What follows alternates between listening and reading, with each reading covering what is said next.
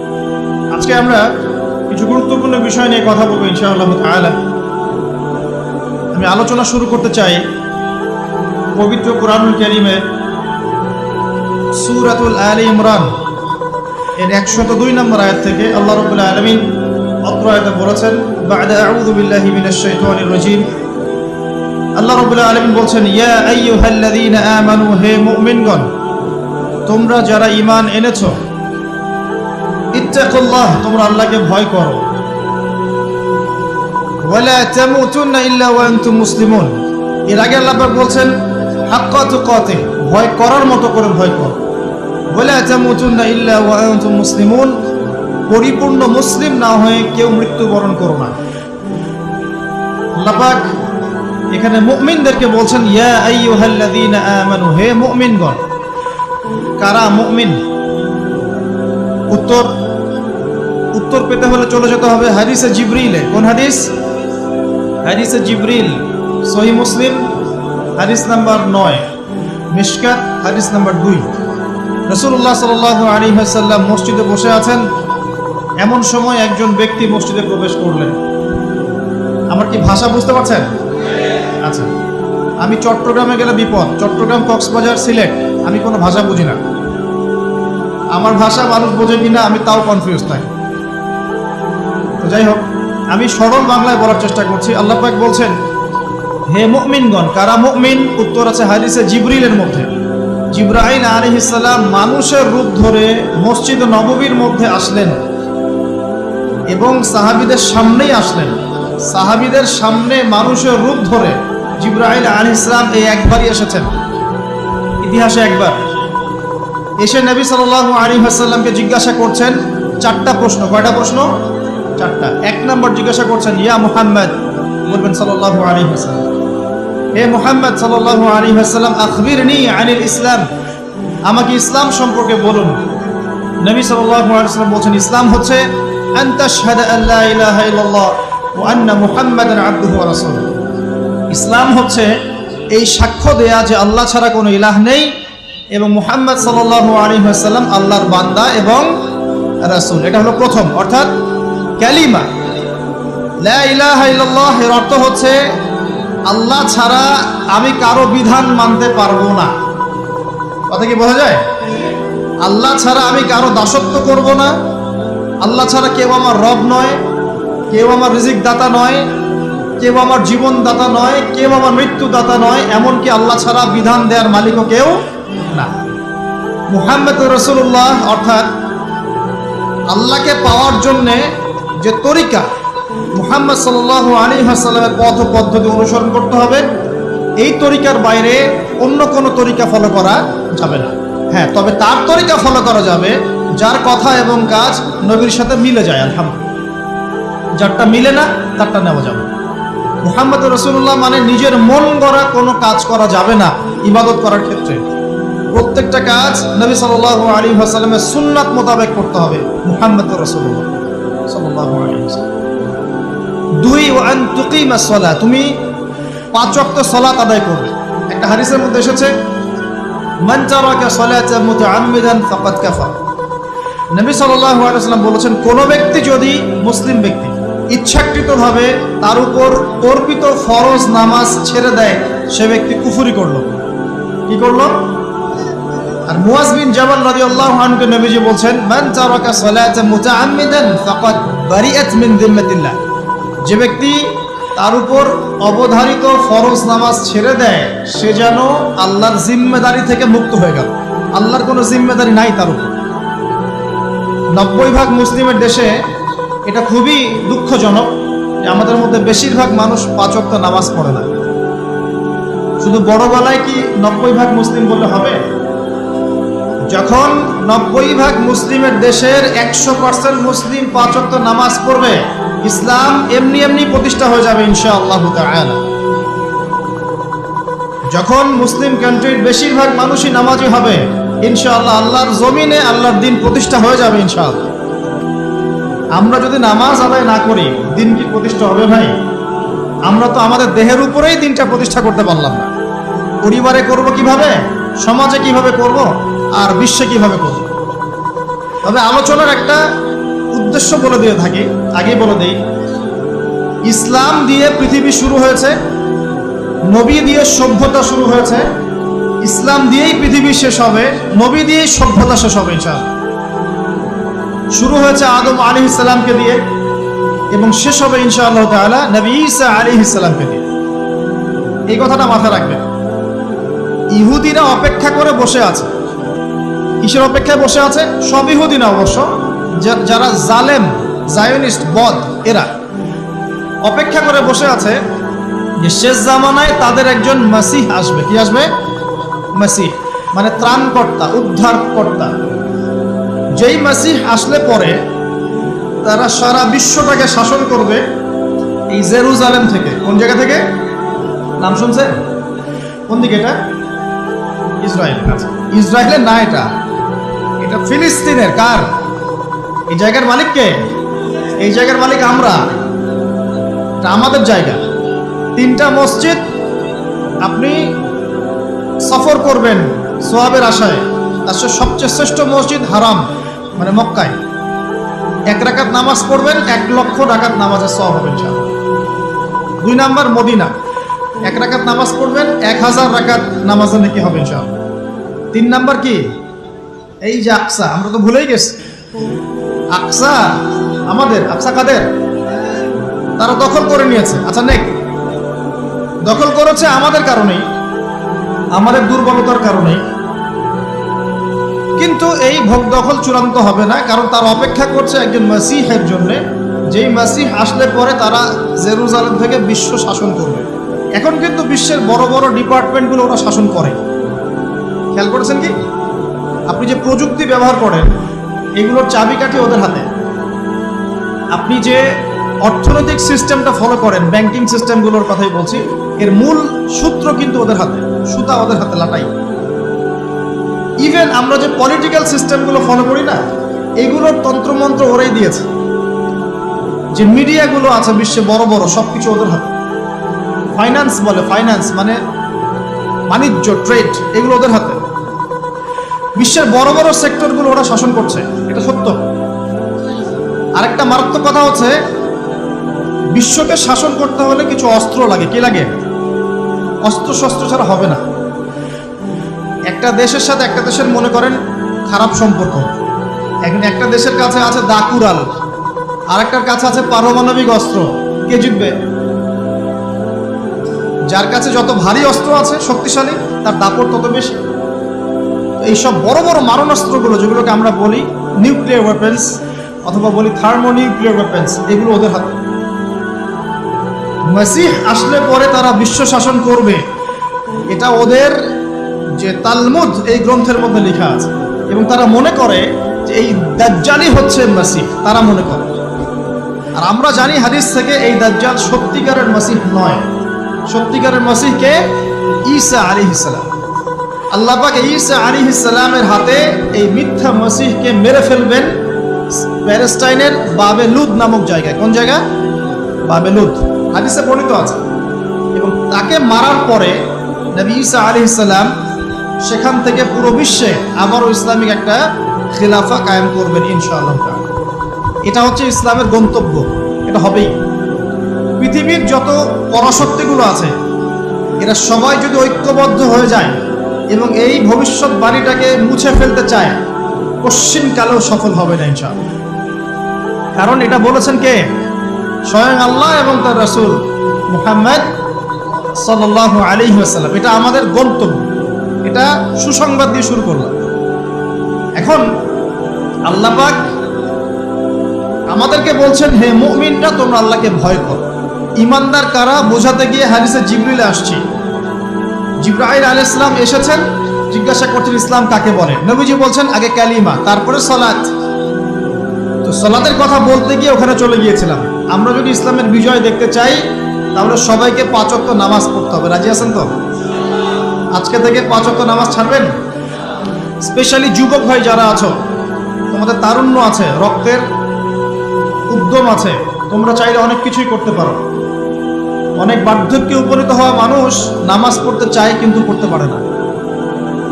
তরুণদের কাছে আল্লাহ পাক সুযোগ দিয়েছে। আর ইসলামের বিরোধী শক্তি যারা আছে তারা খুব ভালো করেই জানে কিন্তু যে ইসলামের বিজয়ে সবচেয়ে বড় ভূমিকা রাখতে পারে তরুণ সমাজ, যুবক সমাজ, যুব সমাজ, তরুণ প্রজন্ম। এ কারণেই তো দেখবেন তরুণ প্রজন্মকে তাদের উদ্দেশ্য থেকে সরিয়ে দেওয়ার জন্য তারা আপনার সামনে অনেকগুলো টোপ দিয়ে দিয়েছে। দেখাবো টোপ কয়েকটা। 1 নম্বর টোপ দিয়েছে মেয়ে নারী জাতি, মেয়েদেরকে বেপর্দা করে তোমার সামনে উপস্থাপন করে দিয়েছে, ফ্রি মিক্সিং। এখন তুমি আর ঈমান ধরে রাখতে পারছো না। এটা পরিকল্পিত ছিল, কারণ আল্লাহ পাক বলেন যুজ্জিনা লিন-নাস হুব্বুশ শাহাওয়াতি মিনান নিসা। মানুষের জন্য সবচেয়ে যে আকর্ষণীয় বিষয়গুলো তার মধ্যে 1 নম্বর হচ্ছে মহিলা, মানে মেয়ে, নারী জাতি। এটা আমাদের কাছে সবচেয়ে আকর্ষণীয়। আল্লাহ পাকের সবচেয়ে সুন্দর সৃষ্টিকে মানুষ না, মানুষের মধ্যে আল্লাহ পাকের সবচেয়ে শ্রেষ্ঠ সৃষ্টিকে নারী জাতি।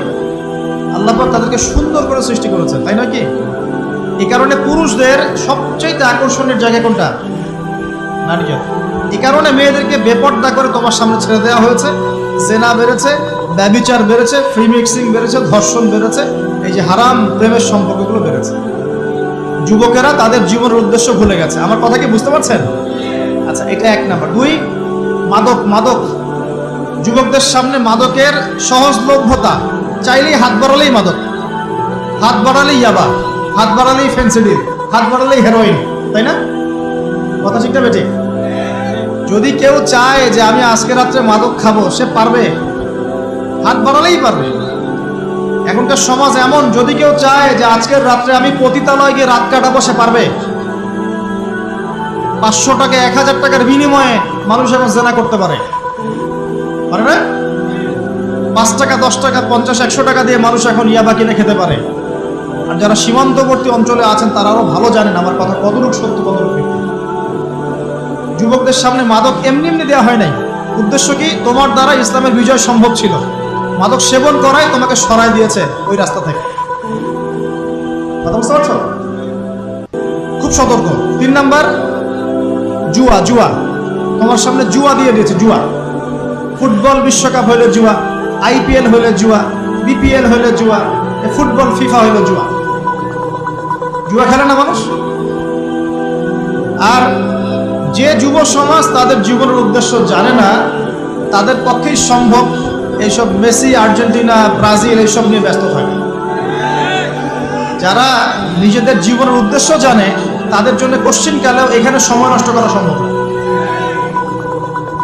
দুনিয়ার জীবনটা কি খেলতামাশা? দুনিয়ার জীবনটা কি খেলতামাশার জন্যে? আল্লাহ পাক যে হায়াতটা দিয়েছেন, ধরেন 50, 60 বা 100 বছর, এই হায়াতটা কে দিয়েছেন? এই সময়টার মালিক কে? তাহলে আল্লাহ যদি সময়ের মালিক হয়, আমি কেন সময় 1 ঘন্টা অপচয় করবো ওখানে বসে বসে? এই সময়টাকে আমার নাকি? সময়টা আমার বাপের নাকি? সময়টা কার? আল্লাহর দেওয়ার সময় আমি টিভি সেটের সামনে বসে বসে 1.5 ঘন্টা নষ্ট করে ফেললাম। খেললো 2টা দল আর তালি বাজাচ্ছে, আমি মাশাআল্লাহ। কালকে দেখলাম কক্সবাজার থেকে আসার সময় রাস্তা ব্লক, পুরা একটা দল জিতেছে, পুরো রাস্তা ব্লক, হাঁটা যাচ্ছে না, মিছিল, পাগলের মতো মানুষ মোটরসাইকেলে ছুটছে, গাড়ি নিয়ে ছুটছে, সিগারেট খাচ্ছে, আরো যে কি খাচ্ছে, মেয়ে নিয়ে ঘুরছে, আর একটা পতাকা নিয়ে ঘুরছে। যে দেশের পতাকা নিয়ে ঘুরছে ওই দেশ জানেও না মনে হয় যে এই দেশে এই আমার সাপোর্টার আছে। হ্যাঁ, আর খেয়াল করে দেখবেন এই আয়োজনগুলো এখন করানো হচ্ছে মুসলিম দেশগুলোকে দিয়ে। মানে মুসলমানদের অবস্থা দেখলে এখন মনে হচ্ছে সুবহানাল্লাহ, যে হারাম একটা কাজকে জায়েজ করার যে কত তরিকা বের হয়েছে। এখন একটা মুসলিম কান্ট্রি জিতেছে, মানে ভাবখানা এমন যে এই জেতার ফলে আমরা ইসলামী খেলাফত কায়েম করে ফেলেছি। ভাবখানা এমন যে কুফফারদের সাথে মনে হয় যুদ্ধ জিহাদ করে বিশ্বের বুকে ইসলাম কায়েম করে ফেলেছে। ভাবখানা এমন। এই স্টেডিয়ামগুলো করতে কত কোটি বিলিয়ন ডলার খরচ করতে হয়েছে, কত শ্রমিক যে এই স্টেডিয়ামগুলো বানাতে মারা গেছে তোমরা জানোই না।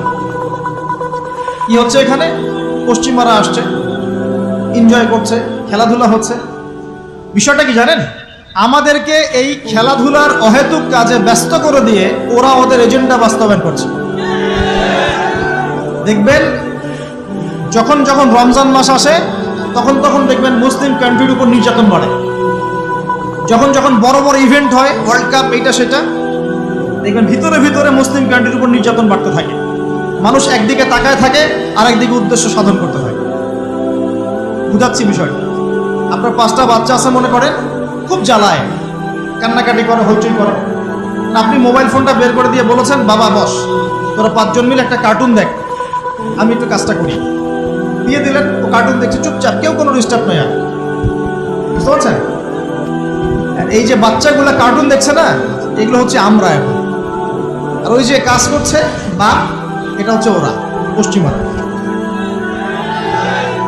আপনার কথা কি বুঝতে পারেন? আচ্ছা, আমি সহজ করার চেষ্টা করছি।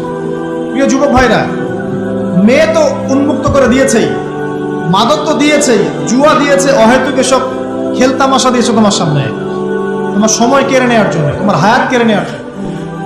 তোমার মূল্যবান হায়াত, যে হায়াতটাকে তুমি আল্লাহর পথে দাওয়াতের কাজে ব্যয় করবা, দিন চর্চার কাজে ব্যয় করবা, আল্লাহর ইবাদতের কাজে ব্যয় করবা, আমর বিল মারুফ নাহি আনিল মুনকারের কাজ করবা, এই সময়টা ওরা কেড়ে নিয়েছে তোমার কাছ থেকে। বুঝতে পারছো না তুমি? আবার নেশা দিয়ে তোমার ভিতরটা নষ্ট করে ফেলেছে, জেনা দিয়ে তোমার অন্তরের নূর নষ্ট করে দিয়েছে, প্রিমিক্সিং দিয়ে জেনা এবং তোমার যে পবিত্রতা, চারিত্রিক পবিত্রতা নষ্ট করে দিয়েছে। আরো দিয়েছে পর্নোগ্রাফি। বেশিরভাগ যুব সমাজ এখন বাসায় গিয়ে রাতের বেলা পর্ন দেখে। দেখা যায় সারাদিন ভালো কাজ করে, বাসায় গিয়ে রাতের বেলা পর্ন দেখে। পর্নোগ্রাফি দেখে না বা দেখে নাই কখনো, এমন একটা ছেলে খুঁজে পাওয়া যাবে না। আর যখন আপনি এগুলোতে অভ্যস্ত হয়ে যাবেন, তখন শরীর খারাপ হয়ে যাবে, মন ভালো থাকবে না, আপনি একাকী গোপন পাপ করবেন, শরীর দুর্বল হয়ে পড়বে। একটা মেয়ের দিকে আপনি সম্মানের চোখে তাকাতে পারবেন না, মনে হবে মেয়ে মানেই মনে হয় ভোগের বস্তু। পর্ণে আসক্ত যারা, তারা কোনো কাজে শান্তি পায় না, অস্থির। এমনকি তারা যদি বিয়ে শাদীও করে, তবু বৈবাহিক জীবনে সুখী হতে পারে না। কেন জানেন? নিজের শক্তি ক্ষমতাগুলো আগেই নষ্ট করে ফেলেছে। এবং অনেকগুলো মেয়ে যখন আপনি দেখবেন নগ্ন, তখন আপনার স্ত্রীকে আপনার কাছে সুন্দর মনে হবে না, মনে হবে এই মেয়ের চেয়ে মনে হয় ওই মেয়েটা সুন্দর, এর চেয়ে মনে হয় ওইটা সুন্দর। আর মেয়ের প্রতি সম্মান তো থাকবেই না, মেয়েকে মনে হবে একটা ভোগের বস্তু। যত বেশি পর্নোগ্রাফি বেড়েছে, তত ধর্ষণ বেড়েছে। দেখেছেন? পর্ন যত বেড়েছে, ধর্ষণ তত বেড়েছে। এমনকি ছোট ছোট বাচ্চারা পর্যন্ত রেহাই পাচ্ছে না। দেখেন না, ছোট ছোট বাচ্চা, 5 বছর 10 বছরের বাচ্চারা, মেয়ে বাচ্চাদের কথা বলছি, এদেরকেও ধর্ষণ করা হচ্ছে।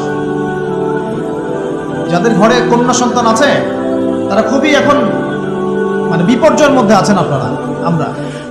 কারণ সমাজটা তো নষ্ট হয়ে যাচ্ছে। আপনার মেয়েকে কতদিন ধরে রাখবেন? বাইরে তো পাঠাতেই হবে।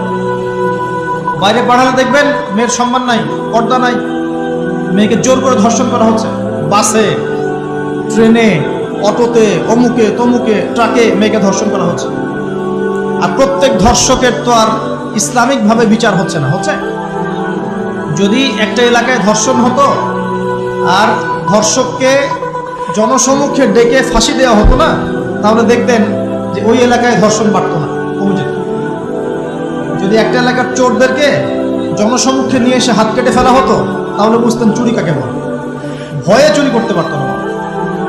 আর ভাগ্য ভালো যে এই নিয়মগুলো এখন নাই। কেন ভাগ্য ভালো বললাম? ভাগ্য ভালো কেন বললাম? কারণ এই নিয়ম যদি এই মুহূর্তে চালু করা হয়, এই মুহূর্তে যে এখন এই সেকেন্ডের মধ্যে চালু করা হয়, তাহলে অনেক বড় বড় রাঘব বোয়াল যারা আছে ওদের হাত থাকবে না। বুঝতে পারছেন না? কেউ চুরি করে সিসকা চোর বলি আমরা, না কি বলেন আপনি? ছিচকা চোর বলে। কেউ আছে চুরি করে, পুকুর চুরি করে। সিসকা চোরকে ধরতে পারলে রাস্তাঘাটে কি মাইটটা দেওয়া হয়, তাই না? মনে হয় যে নিজের শক্তি খাটানোর একটাই জায়গা চোর পিটানো। মসজিদে যদি একটা চোর ধরা পড়ে, কি মাইটটা মারে, খুঁটির সাথে বেঁধে একদম জুতা স্যান্ডেল দিয়ে। সামনে যে পুকুর চুরি করে বসে আছে, কিছুই করতে পারতেছে। কথা মিথ্যা পড়া বলছে? যদি একটা মুসলিম রাষ্ট্রের মধ্যে দুর্নীতি না থাকতো না, মুসলিম রাষ্ট্র বিশ্বকে নেতৃত্ব দিত ইনশাআল্লাহ। যদি কোনো মুসলিম রাষ্ট্রের মধ্যে দুর্নীতিটা না থাকতো না, তাহলে দেখতেন ওই রাষ্ট্র অবশ্যই বিশ্বকে নেতৃত্ব দিত ইনশাআল্লাহ। এমন অনেক অমুসলিম রাষ্ট্র আছে যেগুলো অমুসলিম হওয়া সত্ত্বেও ওদের মধ্যে কোনো দুর্নীতি নাই। আল্লাহ পাক আমাদের সবাইকে পরিপূর্ণ মুসলমান হওয়ার তৌফিক দান করুন। দেখেন আল্লাহ পাক বলেছেন উদখুলু ফিস সিলমি কাফা, তোমরা পরিপূর্ণরূপে ইসলামে প্রবেশ করো। এখন আমি যদি নামাজও পড়ি, আবার ঘুষও খাই, এদিকে রোজাও রাখি, আবার সুদও খাই, আবার এদিকে আমি হজমরাও করি, অন্যের সম্পদ আত্মসাৎ করি, মাপে কমও দেই, মজুদদারি করি ইত্যাদি, আমি কি পরিপূর্ণ মুসলিম? আমি কি উদখুলু ফিস সিলমি কাফার উপর আমল করতে পেরেছি? আর আল্লাহ পাক এখানে বলছেন ওয়ালা তামুতুন্না ইল্লা ওয়া আনতুম মুসলিমুন, পরিপূর্ণ মুসলমান না হয়ে তোমরা মৃত্যুবরণই করিও না। করলেই সমস্যা। পরিপূর্ণ মুসলমান না হয়ে মারা গেলেই সমস্যা। কি সমস্যা? ওই যে আল্লাহ পাক বলবেন মান রব্বুক, বলবে লা আদরি, আমি তো জানি না, কারণ পরিপূর্ণ মুসলমান হয়নি তো, আল্লাহর সাথে শিরক করেছে। আল্লাহ পাক বলবেন মা দীনুক, বলবে লা আদরি, আমি জানি না। মা দীনুক উত্তর কেমন করে দিতে পারবে? ইসলামের কিছু অংশ মানে, কিছু অংশ মানে না। ইসলামের কিছু অংশ মানে, নামাজ, রোজা, হজ, যাকাত, তাসবিহ, তাহলিল সবই মানে, কিন্তু সুদ ছাড়তে হবে, ঘুষ ছাড়তে হবে, জেনা করা যাবে না, মদ খাওয়া যাবে না, দুর্নীতি করা যাবে না, মানে না। তাহলে মা দীনুক কি উত্তর দিবে? মান নবিয়ুক, কে নবী? উত্তর কিভাবে সম্ভব? নবীর সুন্নতি তো নাই গায়ের উপরে, চেহারায় নাই, কাপড়ে নাই, চলাফেরায় নাই, ওঠা বসায় নাই, ইবাদতে থাকলেও অর্থনীতির মধ্যে নাই, অর্থনীতির মধ্যে থাকলেও সংস্কৃতির মধ্যে নাই, সংস্কৃতিতে থাকলেও সমাজে নাই। নবীর সুন্নত কি খালি ঘরে তসবিহ টেপার মধ্যেই? মানে আমরা খালি সুবহানাল্লাহ সুবহানাল্লাহ পড়বো এটাই সুন্নত, দাড়ি ছেড়ে দিব এটাই খালি সুন্নত, টাকলোর উপরে কাপড় পরবো এটাই কি খালি সুন্নত? সমাজের মধ্যে সুন্নত নাই, অর্থনীতির মধ্যে সুন্নত নাই, ব্যবসা বাণিজ্যের সুন্নত নাই, চাকরি বাকরিতে সুন্নত নাই, পরিবারের সুন্নত নাই, সংস্কৃতির মধ্যে সুন্নত নাই। আর রাষ্ট্রের কথা বললাম না, ওটা বাদ দেন, ওটা এটুকু সম্ভব না। ইল্লা মাশা আল্লাহ, যদি আল্লাহ পাক না চান। ওইদিকে আমি কথাই বলতে যাচ্ছি না, আমি সমাজ পর্যন্তই আছি, এর উপর যাচ্ছি। প্রিয় ভাইয়েরা, যুবক ভাইদের কথা বলে আমি সামনে যাব। 1 নাম্বার কি বলেছি? তোমরা সতর্ক থাকবে মেয়ে থেকে। কি থেকে? মেয়ে থেকে 100 হাত দূরে। 100 হাত মানে আমি বলি, পরামর্শ দেই, আমি তোমাদের ভাইয়ের মতো, ছোট হই আর বড় হই। আর আমাকে এইসব আল্লামা শায়েখ এইসব বলার দরকার নাই। আমি একদম তালেবে ইলম, এখানে বড় বড় অনেক আলেম ওলামায়ে কেরাম আছেন, আমি খুব বিব্রত বোধ করছি কথা বলতে। আমি জানি যে হকপন্থী ওলামায়ে কেরাম যারা, তারা আমাদের মতো অনলাইনেও আসেন না, ফেসবুক ইউটিউবে ভিডিও পাবেন না, এমনও আলেম বাংলাদেশে আছেন জানেন, যারা বহু আলেম তৈরি করছেন, মাদ্রাসা খেদমত করছেন। তাদের সামনে আমাদেরকে যখন এইভাবে টাইটেল দেন, লজ্জা লাগে, বিব্রত বোধ করি। শেখার কোনো শেষ নাই। আমি একসময় মনে করতাম যে আমি যখন ইন্টারমিডিয়েটের পর থেকে চর্চা করা শুরু করছি, অনার্স মাস্টার্স পর্যন্ত, মনে করছি যে হ্যাঁ, মনে হয় ইসলাম সম্পর্কে ভালোই জানছি। তারপর যখন কওমি আলেমদের কাছে পড়তে শুরু করলাম, বলি এগুলো ভিতরের কথা, খোলামেলা বলি, গল্প করছি আপনাদের সাথে, রাগ করছেন নাকি? তখন বুঝলাম যে বিগত 5-7 বছরে তো আমি কিছু পড়াশোনা করছি বলে মনে হচ্ছে না। যেমন একটা হাদিস শো করে বললাম যে ওস্তাদ, এই যে আল্লাহ রাসূল সাল্লাল্লাহু আলাইহি ওয়াসাল্লাম বলেছেন যে একজন মুমিন ব্যক্তি আর একজন মুমিন ব্যক্তির আয়না স্বরূপ। কি স্বরূপ?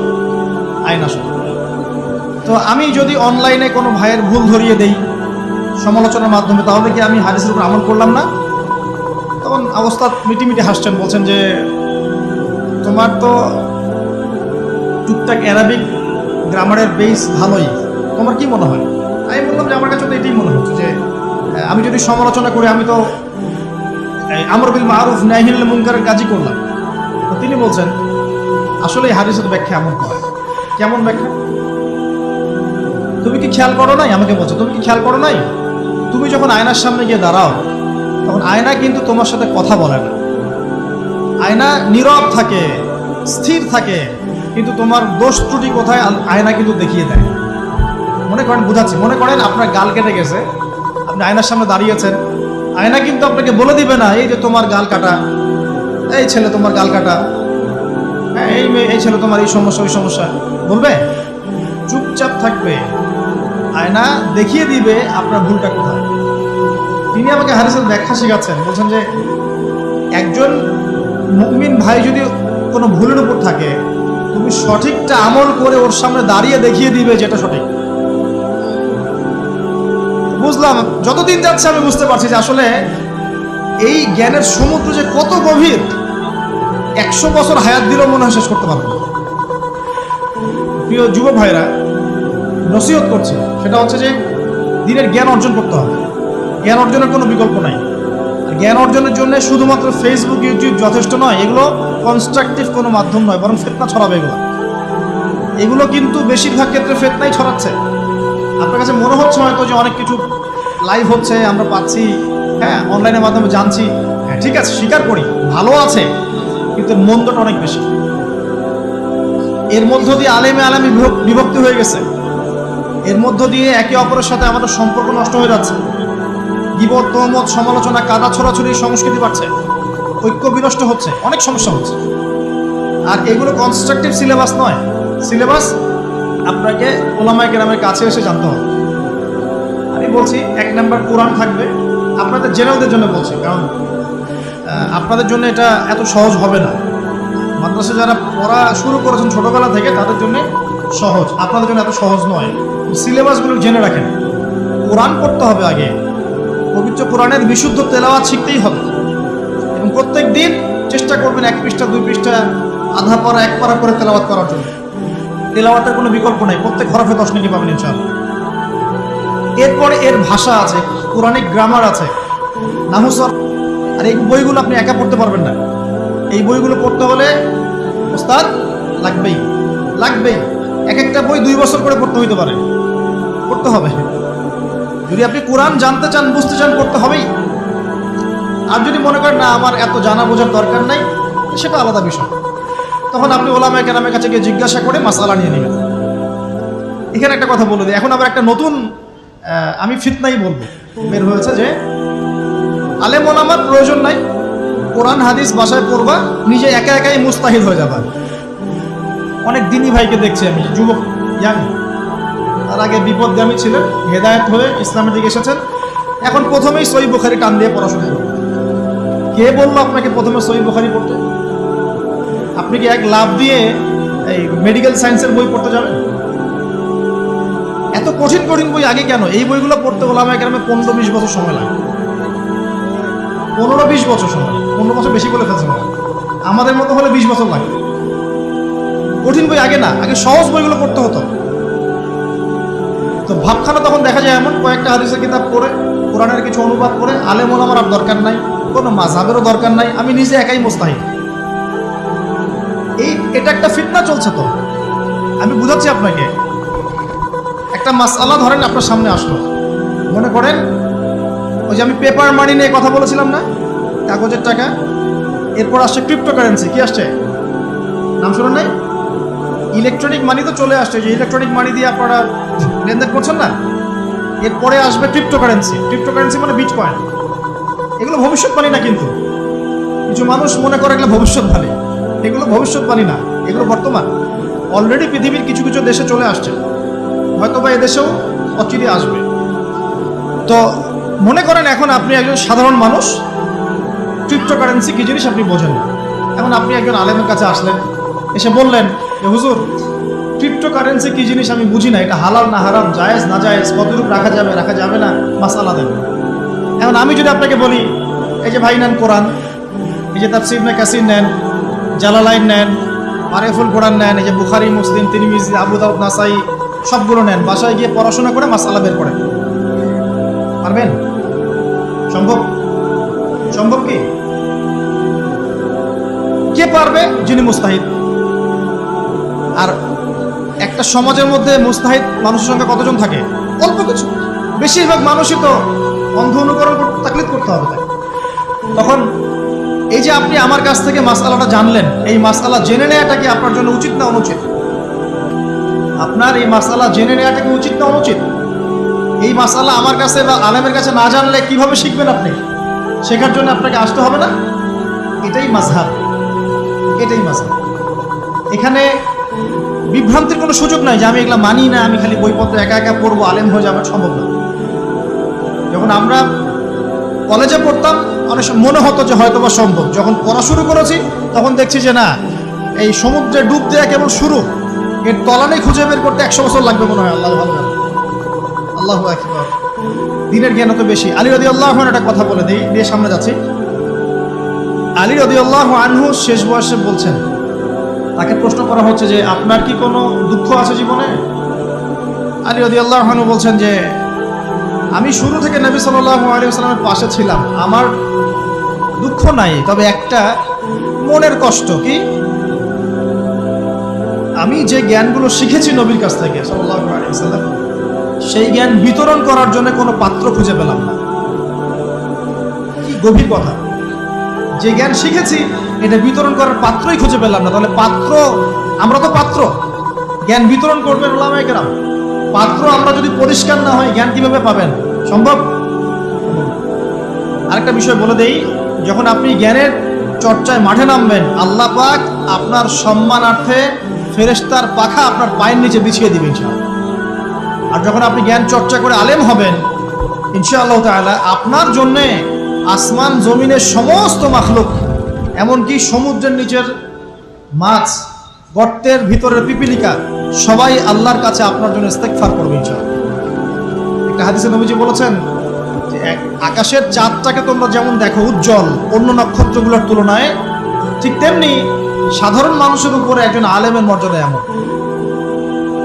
প্রিয় ভাইয়েরা, যুবক ভাইদেরকে বলছি, স্পেশালি আজকের লেকচারটা স্পেশালি তোমাদের জন্য, এই ফাঁদগুলো থেকে বেঁচে থাকবে এবং এলেম অর্জন করবে। এলেম অর্জনের কোনো বিকল্প নাই, এবং এলেম অর্জনের জন্য সিলেবাস লাগবে। আর অনেক বইপত্র একা একা পড়তে পারবে না, আলেম ওলামাদের সংস্পর্শ লাগবেই, অন্যথায় পারবে না। এর পাশাপাশি আপনি সিরাতের বই পড়বেন, ইতিহাস পড়বেন, ইসলামিক অর্থনীতি পড়বেন, হ্যাঁ, ভূরাজনৈতিক প্রেক্ষাপটের বইগুলো পড়বেন, এগুলো ঠিক আছে। এবং জেনারেল লাইনে যেখানে পড়াশোনা করছেন এই পড়াশোনাও কন্টিনিউ করবেন, এবং আপনার প্রতিভা দিয়ে আপনার জায়গা থেকেই ইসলামের খেদমত করবেন ইনশাআল্লাহ। পারা যাবে না? আল্লাহ তৌফিক দান করুন। যুবক ভাইদের সামনে এই ফাঁদ। কেন ফাঁদ? কারণ যুবক ভাইরা যদি জীবনের উদ্দেশ্য জেনে ফেলে এবং ইসলাম প্রতিষ্ঠার কাজে আত্মনিয়োগ করে, তাহলে কুফার শক্তি পালানোর জায়গা খুঁজে পাবে না ইনশাআল্লাহ। প্রিয় ভাইরা, আল্লাহ রাব্বুল আলামিন বলছেন মুমিনদেরকে, হে মুমিনরা, তোমরা আল্লাহকে ভয় করো। দেখুন, 6টা পিলারে বিশ্বাস না করা পর্যন্ত কেউ মুমিন হয় না। কয়টা পিলার? 1 নাম্বার হচ্ছে আল্লাহর প্রতি বিশ্বাস। 1 নাম্বার আল্লাহর প্রতি বিশ্বাস। 2 ফেরেশতা মণ্ডলীর প্রতি বিশ্বাস। 3 আসমানি কিতাব সমূহে বিশ্বাস। 4 নবী রাসূলগণের প্রতি বিশ্বাস। 5 পরকালের প্রতি বিশ্বাস। এবং 6 তাকদীরের ভালো মন্দের প্রতি বিশ্বাস। এই 6টা পিলারকে মনে বিশ্বাস করতে হয়, মুখে স্বীকৃতি দেওয়া লাগে এবং কাজেও বাস্তবায়ন করতে হয়, তারপর আপনি মুমিন হবেন ইনশাআল্লাহ। আল্লাহ পাক বলছেন আমাদেরকে, এই মুমিনদেরকে, তোমরা আল্লাহকে ভয় করো, ভয় করার মতো ভয় করো। এটার ব্যাখ্যা কি? ভয় করা মানে কি? শুধু নেক আমল করা মানেই আল্লাহকে ভয় করা নয়। আল্লাহ পাকের যত নিষেধ আছে এই নিষেধগুলো ছেড়ে দেওয়ার নাম হলো আল্লাহকে ভয় করা। যদি আমি নামাজ পড়ি, প্রমাণিত হবে না যে আমি আল্লাহকে ভয় করি। হারাম ছেড়ে নামাজ পড়েন, হালাল খেয়ে নামাজ পড়েন, প্রমাণ হবে আপনি আল্লাহকে ভয় করেন। নামাজ পড়াটা একটু সহজ কাজ, কিন্তু এই হারাম রিজিক ছেড়ে দেয় এত সহজ কাজ না। রোজা রাখা সহজ কাজ তুলনামূলক, কিন্তু সুদ ঘুষ ছেড়ে দেওয়া এত সহজ কাজ নয়। তাসবিহ তাহলিল করা সহজ কাজ, কোরআন তেলাওয়াত করা সহজ কাজ তুলনামূলক, কিন্তু ওই বোনের সম্পত্তি তাকে ফিরিয়ে দেওয়া এত সহজ নয়। অন্য মুসলিম ভাইয়ের মান সম্মান রক্ষা করা তো সহজ নয়। পরিবারে পর্দা এবং নামাজ কায়েম করা তো সহজ নয়। এবং এই সুদ ঘুষ দুর্নীতি অন্যের সম্পদ আত্মসাৎ থেকে বের হয়ে আসা এত সহজ নয়। তাকওয়া মানে কি? পরিপূর্ণরূপে ইসলামে প্রবেশ করা, আল্লাহ পাকের যাবতীয় হুকুম আহকাম মেনে চলা, আদেশও এবং নিষেধ। আল্লাহ পাক বলেন শেষে, ওয়ালা তামুতুন্না ইল্লা ওয়া আনতুম মুসলিমুন। একজন নবীর কথা খালি বলবো, বিশৃঙ্খলা করেন না, একটু ধৈর্যের সাথে বসেন। আমরা খুব লম্বা আলোচনা করবো না, একটু বসেন, শেষ করে দিচ্ছি আস্তে আস্তে। আর যদি কারো কোনো প্রশ্ন থেকে থাকে এভাবে চিরকুট আকারে আমাদের এখানে দিতে পারেন ইনশাআল্লাহ। মুসলিম না হয়ে মৃত্যুবরণ করো না। আল্লাহ পাকের কালাম পবিত্র কোরআনের মধ্যে সূরা হজ নাম একটা সূরা আছে। এখানে আল্লাহ পাক সূরা হজের মধ্যে ইব্রাহিম আলাইহিস সালামের কথা বলছেন যে হুয়া সাম্মাকুমুল মুসলিমিন। ইব্রাহিম আলাইহিস সালাম সেই নবী যিনি তোমাদের নাম মুসলিম দিয়েছেন। কি দিয়েছেন? আচ্ছা, ইব্রাহিম আলাইহিস সালামের 2টা ঘটনা বলবো খালি। আমি আপনাকে ইসলাম দেখাচ্ছি কি জিনিস। দেখুন, তার স্ত্রীকে আল্লাহ পাক বলছেন রেখে আসো, হাজেরা আলাইহিস সালামকে রেখে আসো মক্কার কাবা ঘরের কাছে, যেখানে কোনো মানুষ নাই, কোনো খাবার পানি কিচ্ছু নাই, সাথে ছোট সন্তান ইসমাইল। দেখেন, রেখে আসার সময় কিন্তু ইব্রাহিম আলাইহিস সালাম আল্লাহকে বলেন নাই যে আল্লাহ আমি আমার স্ত্রী সন্তানকে ওখানে কেন রেখে আসবো, এর পিছনে যুক্তি কি, এর পিছনে বিজ্ঞান কি, এর পিছনে দর্শন কি, জিজ্ঞাসা করেছিলেন?